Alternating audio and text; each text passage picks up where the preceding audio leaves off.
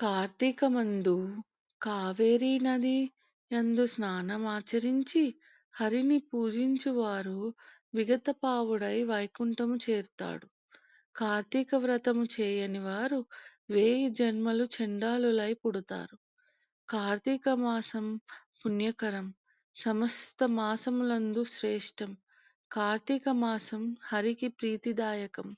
సమస్త పాతకహరం. తులయందు రవియుండగా కార్తీక మాసమందు స్నానమును, దానమును, పూజను, హోమమును, హరిసేవను చేయువారు సమస్త దుఃఖ విముక్తులై మోక్షమును పొందుతారు.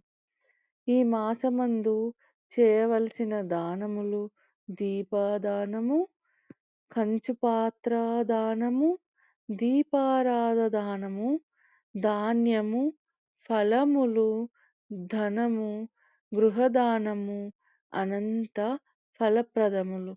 హరికథను విన్నవారు ధనికుడు కాని దరిద్రుడు కాని అనంత ఫలములను పొందుతారు. సమస్త సంపదలు పొందుతారు. అన్ని పుణ్యముల కంటే అధిక ఫలములనిచ్చేది ఈ కార్తీక మాస వ్రతం. కార్తీక పురాణం సమాప్తం. ఓం శాంతి శాంతి శాంతి.